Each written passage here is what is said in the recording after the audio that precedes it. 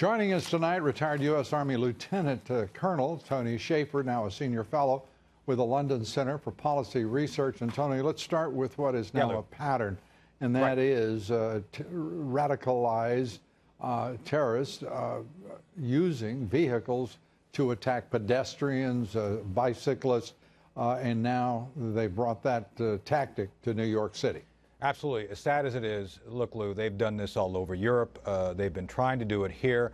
I'm sorry, I disagree completely with Governor Cuomo. This was not a quote-unquote lone wolf. This is a validated, completely effective tactic of ISIS. So we have to accept that this is the trend. This is where they're going. Look, I've been in contact with my friends at the NYPD, and they are doing everything they can to both figure out if this is linked to a larger network, and of course make sure that. And I agree with the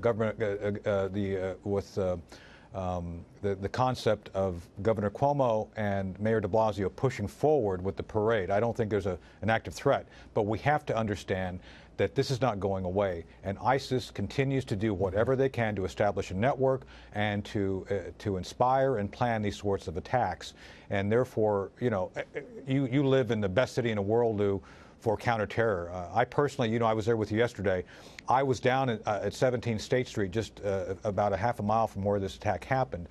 NYPD is absolutely doing everything they can to stop this sort of thing. And let me tell you, they have stopped more of these things than people are aware of, and that's the good news. Bad news is you can't stop every one of them. Yeah, and this attack, the fact that he was able to get a van onto a bike path, we don't know if that's preventable or not, but I'm sure that the authorities will be looking at that possibility as well. And we should also put this in the larger context, and that is the war against the Islamic State is being carried out with such great effectiveness now by the Trump administration.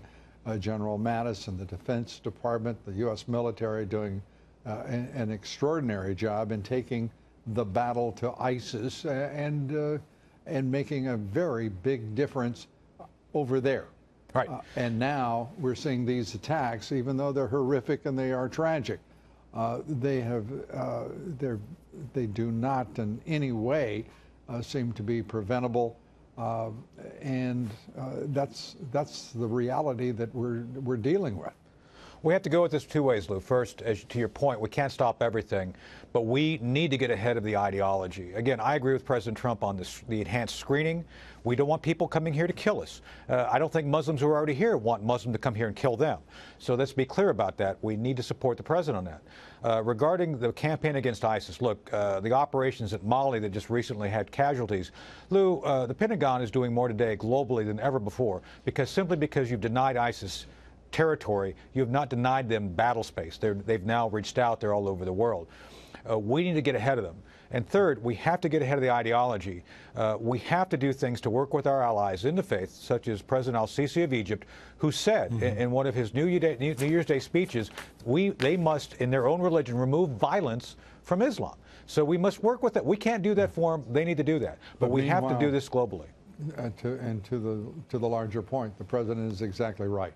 Yes, sir. Extreme vetting. We have to know who is entering our country and have absolute knowledge of their intentions and whether and why they are here. Absolutely. It's how it could be debatable is beyond me, and I think most Americans, yet that is part of what goes on in Washington.